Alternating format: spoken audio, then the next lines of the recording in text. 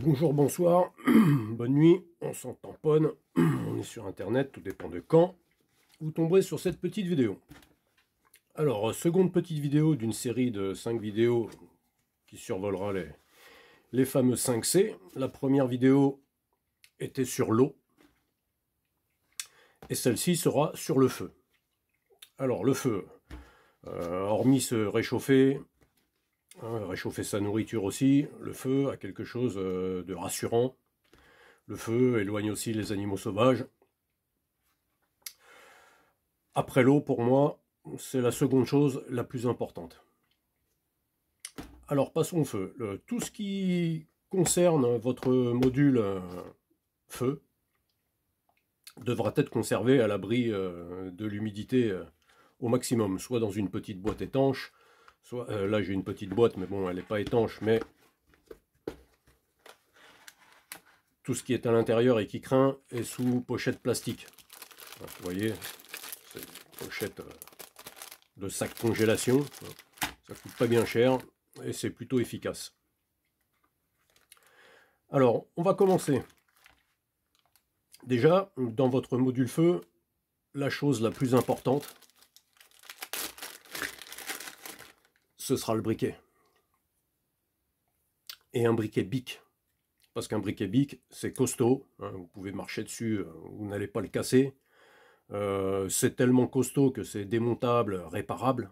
Hein, avec 2-3 briquets, vous pouvez facilement le démonter, réinstaller un ressort ou une pierre à feu, la molette, le refermer.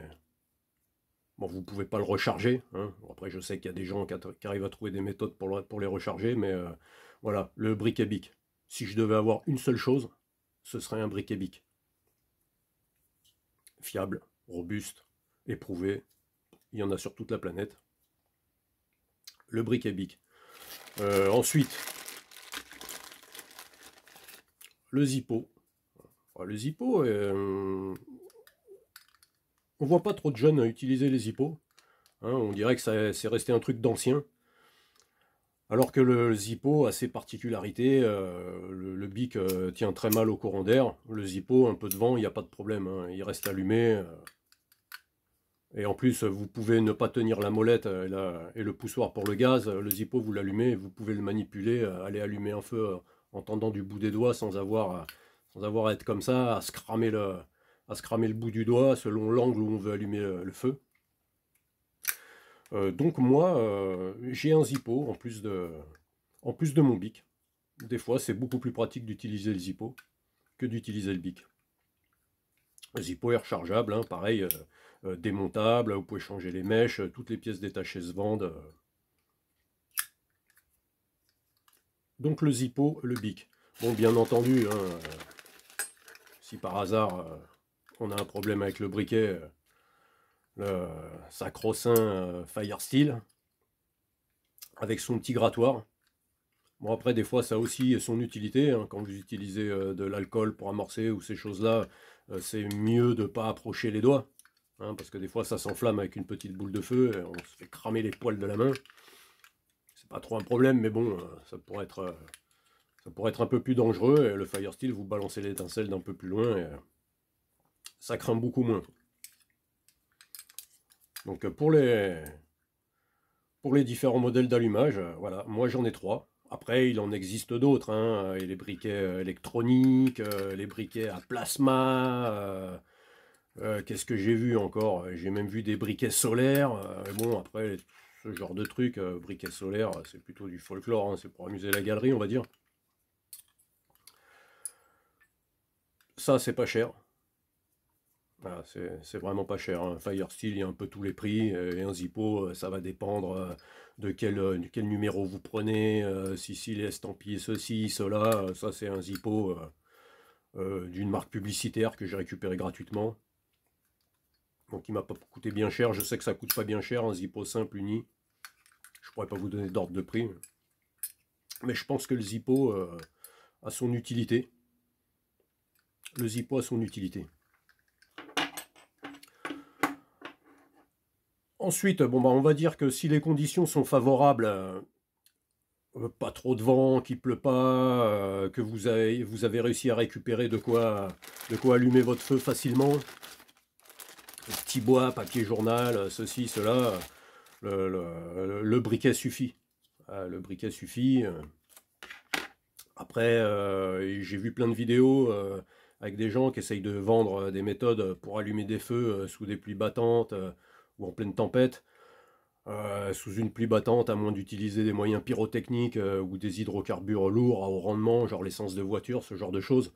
Euh, Sous une pluie battante, vous allumerez pas de feu, quoi. Une fois que l'essence sera consumée, le feu s'éteindra à cause de la pluie. Donc, soit le feu est couvert, est à l'abri de la pluie, quoi, avec une couverture au-dessus. À l'abri du vent aussi, hein, par vent très fort, vous avez beau faire ce que vous voulez, même avoir les fameuses allumettes tempête. Allumer un feu par vent fort, déjà votre feu il sera emmené, quoi. Donc ceux qui vendent des méthodes pour allumer des feux dans des conditions extrêmes, c'est possible, hein, un jerrycan d'essence de voiture, vous balancez ça, ça va prendre feu, c'est sûr, hein, qu'il pleuve, mais ça va pas durer longtemps, quoi. Par grand vent, mais ça va pas durer longtemps, quoi. Faut attendre un petit peu que les conditions s'améliorent, on va dire, ou alors essayer d'enterrer votre feu pour que le vent passe au-dessus en cas de vent fort, et en cas de pluie abondante, que le feu soit couvert. Soit vous fabriquez avec une couverture de survie assez haut, pas trop près du feu, hein. S'il est à 50 cm au-dessus, vous allez... alors, je ne sais pas si une couverture de survie brûle, mais à mon avis, elle ne va pas faire long feu, quoi. Donc il faudrait que le feu soit couvert par pluie torrentielle et par vent très fort, que votre feu soit enterré, quoi.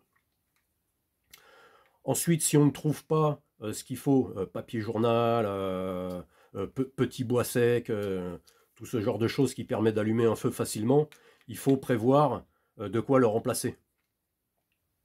Il faut prévoir de quoi le remplacer. Bon, j'ai survolé vite fait les allumettes tempête. Moi, je m'en sers rarement, ou vraiment pour dire tiens, j'ai utilisé une allumette tempête, mais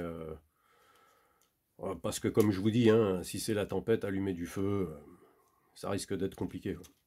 Mais bon, j'ai quand même la boîte d'allumettes tempête, hein, c'est un cadeau qu'on m'a fait. Il y a la place, je la conserve. Donc je reviens où je me suis arrêté. En fin de compte, si vous ne trouvez pas papier journal et tout ce qu'il faut pour allumer votre feu, il faut avoir de quoi parer à cette éventualité. Alors vous avez tout un tas d'allume-feu, hein, qui sont très bien, vendus dans les magasins de bricolage ou même dans les grandes surfaces. Ça, j'ai acheté ça, je crois que j'ai acheté ça en grande surface, dans un Auchan ou dans un truc comme ça. Ce sont des allume-feu, hein, c'est imbibé d'un pétrole, je sais plus lequel. Ça coûte pas bien cher, hein, les 24 bâtonnets comme ça, j'ai dû les payer 2 euros. Hein. Bon, après, il faut savoir qu'au bout d'un an, l'efficacité baisse, hein, ils sont beaucoup moins inflammables. Ceux-ci sont équipés comme une allumette en fin de compte, hein. Vous avez un grattoir qui était sur le côté de la boîte. Bon, je l'ai découpé, mais bon, vous pouvez très bien l'allumer au briquet aussi, hein. Vous grattez sur le grattoir. C'est comme une allumette en fin de compte, hein. Après, il vaut mieux s'aider avec un couteau pour la séparation. C'est pré-découpé, mais c'est pas... Après, il en existe 50 sortes de ces allumes barbecue, allumes cheminée, imbibés d'un produit pétrolier. Il y a différentes qualités. Il y en a qui sont vraiment bien, il y en a qui sont moyens, il y en a qui sont pourris. Il y en a, c'est de la merde, hein, faut le dire. Celui-là était moyen, mais bon, il fait le boulot, hein, comme il a un assez gros volume, on va dire. C'est pratique, ou même le casser en petits bouts. Ça aide bien pour si on trouve pas de papier, si on trouve pas de toutes petites brindilles et tout ça, ça peut quand même aider, quoi. Donc l'allume-feu, le zip, hein. Après l'allume-feu, vous pouvez le remplacer par exemple de la vaseline, hein. Ça fera office un peu comme de la cire de bougie, hein. Vous imbibez votre paille ou votre coton, j'emmène d'ailleurs toujours du coton, hein. Là, c'est rangé dans une petite boîte de plomb, de carabine à plomb.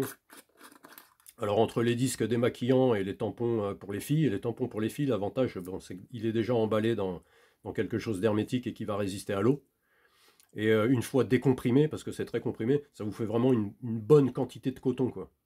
une bonne quantité de coton, vous mettez le doigt dans la vaseline, vous imbibez votre coton, vous le torsadez pour faire comme une petite pointe. Vous mettez ça sous votre brindille, vos petits tas de bois.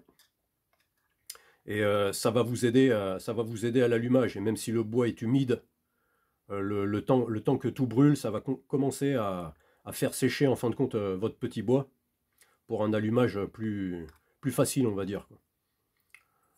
Voilà, ce sont des disques, genre disques démaquillants en coton. Ça c'est plutôt pratique parce qu'on a tout de suite un petit bout, il y a juste un petit peu à le décomprimer. On trouve des boîtes facilement pour les ranger dedans. C'est un petit peu quelque chose de pratique. Ensuite, moi j'ai ça aussi.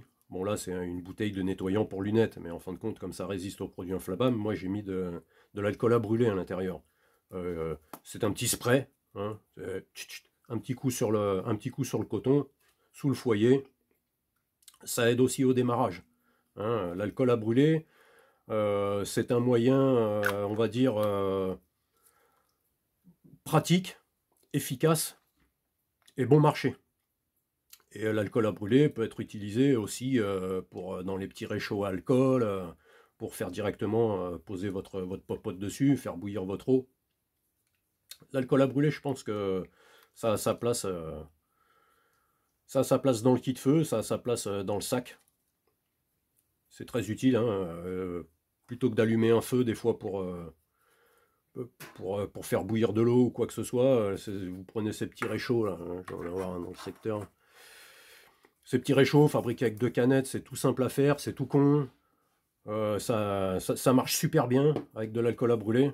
Hein, peut-être un jour je ferai une vidéo, quoi qu'il y en a déjà 50 000 des vidéos sur internet. Bon, le mien il est un petit peu particulier. Hein, voilà, j'en ai 2, un petit, un grand, un feu vif et un feu doux. Voilà, l'alcool à brûler, l'avantage c'est que pas besoin d'allumer un feu pour faire bouillir un peu d'eau, si c'est juste pour ça. Ces petits réchauds font l'affaire.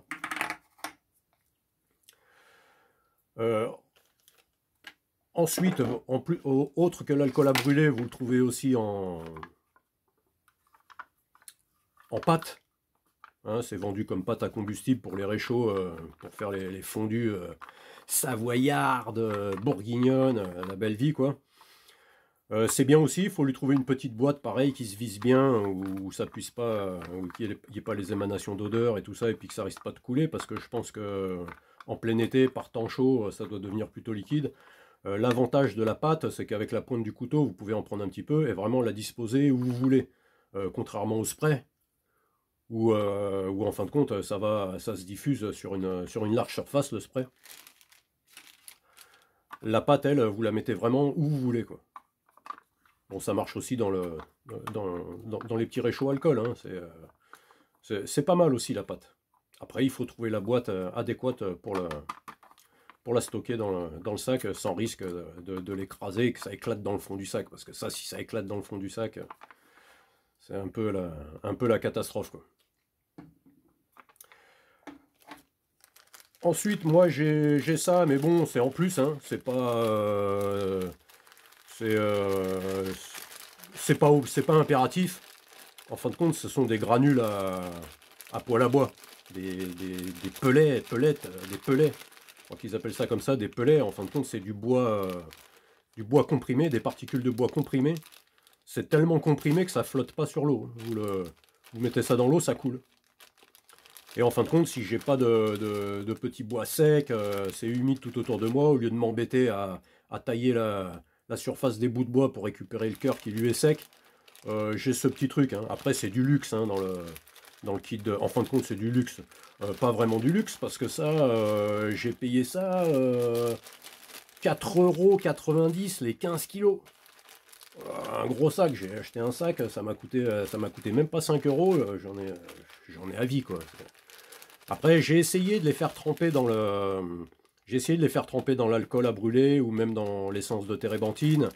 Il y en a qui font leurs allumes-feu avec des morceaux de bois qu'ils récupèrent, du petit bois, ou alors des bouchons en liège. Ils les mettent à tremper dans de l'alcool, ils s'imbibent, mais eux sont tellement comprimés en fin de compte. J'ai laissé plusieurs jours. Hein, J'ai laissé des jours et des jours pour essayer que ça s'imbibe, ça ne veut pas s'imbiber. C'est tellement comprimé que ça veut pas, quoi. C'est bien dommage, sans ça, ça aurait été royal. Mélanger un petit peu de ça avec sans alcool et avec alcool. Et en fin de compte, ça, bah, moi, je m'en sers pour les départs d'allumage, quoi. En fin de compte, dès que j'ai balancé mon coton, imbibé d'alcool, mes choses comme ça, j'en mets une petite poignée par-dessus. Ça permet de donner un départ au feu. Mais c'est pas... ça, c'est comme je vous dis, hein, c'est du luxe, entre guillemets. C'est moi qui ai mis ça dans mon sac. Mais je pense que c'est quand même une bonne chose, quoi.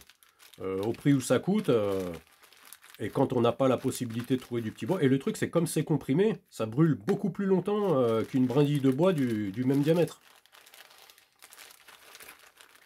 Donc voilà, hein, moi j'ai ça dedans, moi je m'en sers, hein, que ce soit pour allumer le barbecue ou pour allumer un feu dans la pampa ou ailleurs, c'est bien utile, mais bon, c'est pas impératif, hein.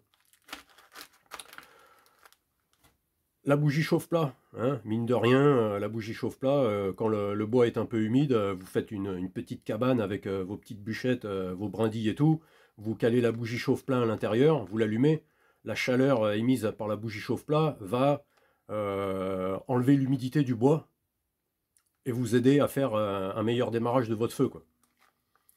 C'est un peu plus long parce que bon, c'est une petite flamme, c'est pas issu d'une combustion d'hydrocarbures, un peu comme l'alcool à brûler. Donc la flamme est beaucoup moins chaude, on va dire, mais ça dure longtemps, hein. Vous avez plusieurs dizaines de minutes dans une petite bougie chauffe-plat, quoi. Donc ça a vraiment le temps d'assécher votre petit bois et de vous aider à le faire partir.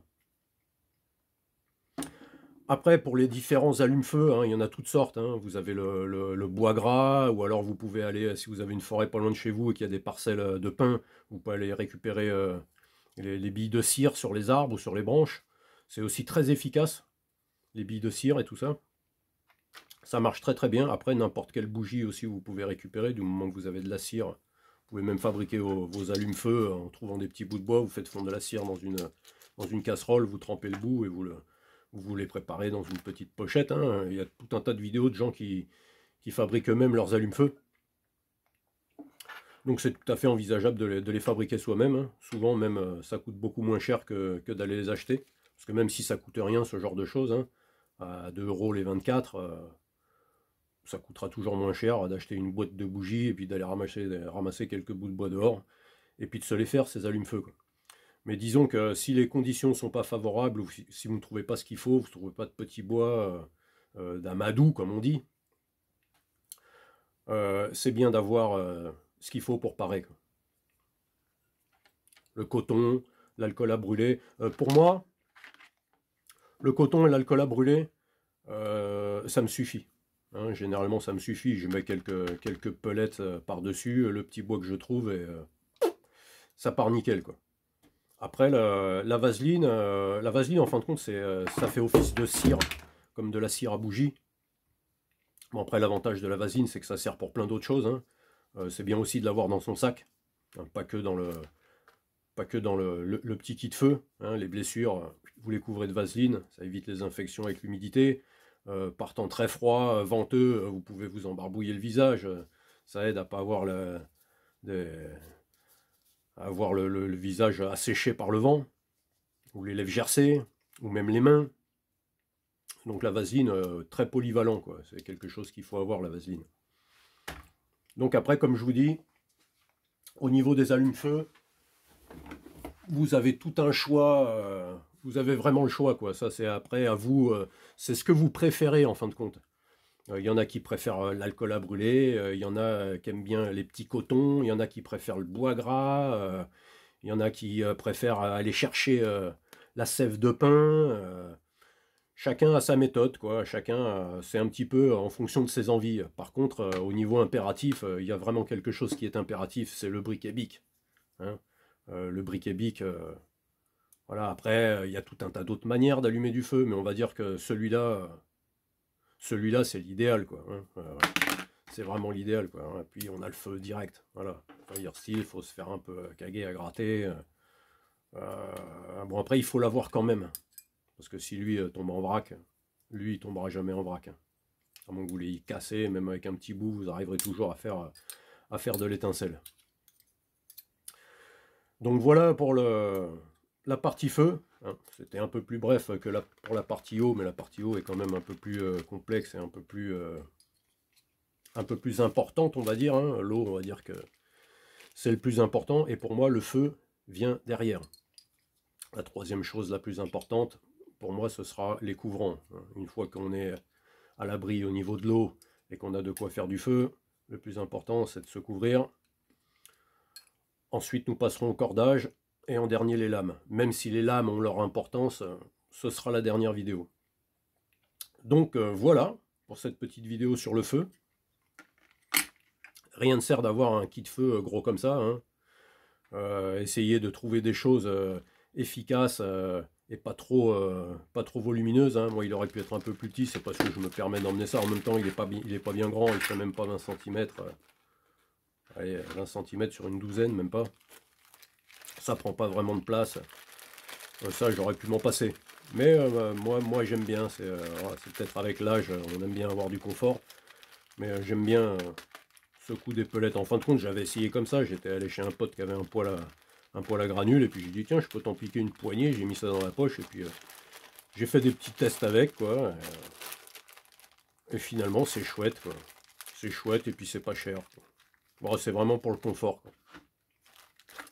Donc voilà pour cette petite vidéo sur le feu. J'espère qu'elle vous aura inspiré. Si vous avez des choses à dire, des réflexions, des remarques, vous mettez ça dans les commentaires. Si ça vous a plu, un petit like. Et si ça vous a pas plu, hein, comme d'habitude, vous en mettez pas. Voilà, ce sera tout pour cette vidéo. À ciao.